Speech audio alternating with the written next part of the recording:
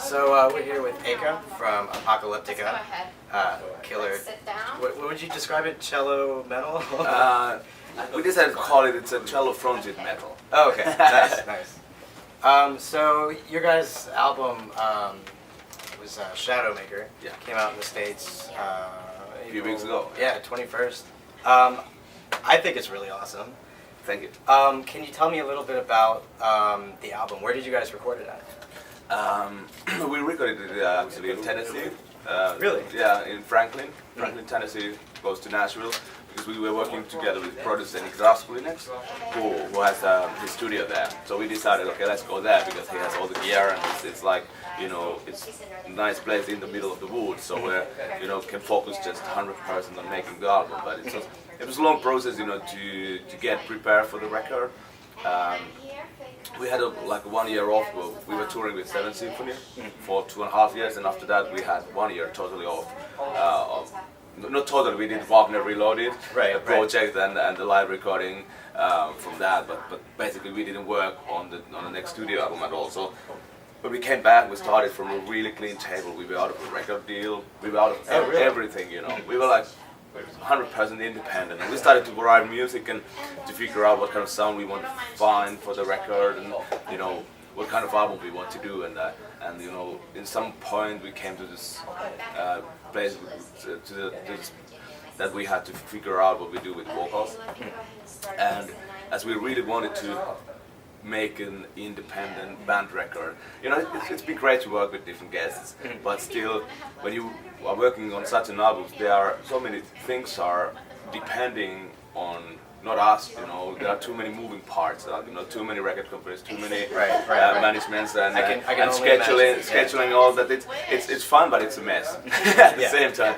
And this time we really wanted to, like, you know, to focus on ourselves, and therefore only possible solution for vocals was that we need to find a singer who will sing the full all the vocal tracks on the album, and also make come on tour with us, because we wanted to be able to deliver everything by ourselves. So that was, so I think we kind of literally we locked ourselves, 5 of us and the producer, into the studio and didn't play the demos to anybody. You know, didn't get any comments from anybody. We just went to the studio and made the album exactly the way we wanted it to be. So it was very different process this time. Also the fact that we had a singer, Frankie was on the available for pre-production, you know, when we arranged the songs and found the final structure for the songs. It was first time we had a singer in our rehearsal room for weeks and weeks, you know. So that made also a big difference. So how did you guys do lyrics? Did he write those, or did you guys write those? Was it a group thing?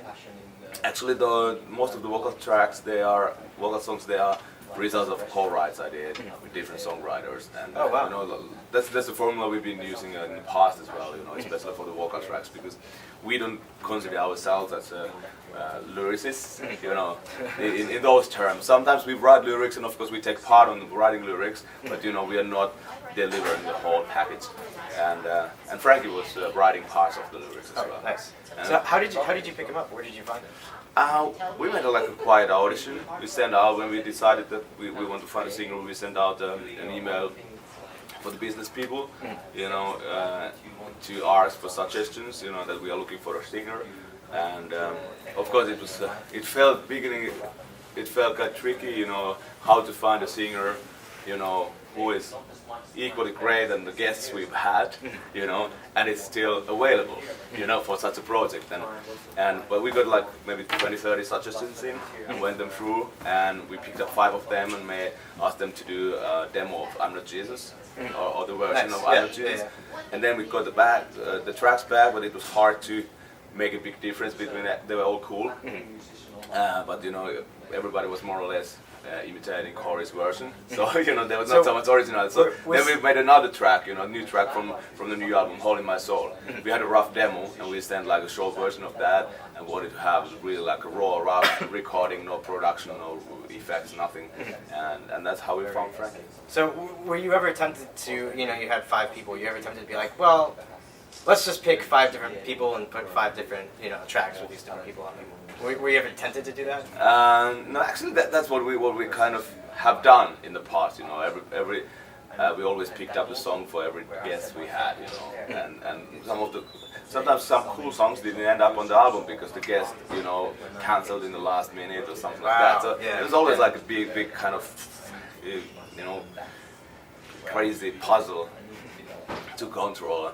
And I don't know, now it really feels good with Frankie. Frankie really fits into the group, which is also kind of against all odds, you know.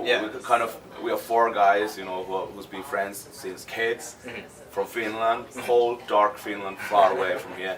And then there's a guy who has Cuban, Spanish roots, born and raised in Las Vegas. You know? Oh, really? Yeah. So, I'm from Las Vegas. It's crazy. Really? Yeah. Are you born there? No, I moved there when I was 2, actually. Well, Frank is the first person I've ever heard that has born there. I think many people have been put in process in Vegas, but you know, not too many born there. Yeah, exactly. It's very transient. It's so transient. So, yeah, but he fits to the group perfectly as a person, and he's a great artist.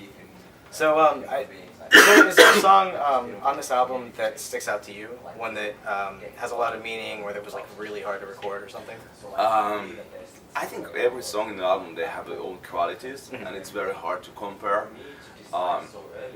For me, maybe the Shadowmaker, you know, that's kind of a culmination point of the record, or that's kind of presenting, you know, the modern new Apocalyptica really well. It's a combination of great vocal track with a great instrumental track. Yeah. You know, both sides of Apocalyptica in the same package, but it's hard to say, you know, there's so big variety of styles in the different songs, and it depends on the mood, you know. Yeah. The daily mood, which one, you know, talks to you most. Cool. Well, that's good for me. If that's cool. Cool. Well, thanks a lot. Hey, thank you very much. Hope you enjoy the show. Yeah, absolutely. I can't wait.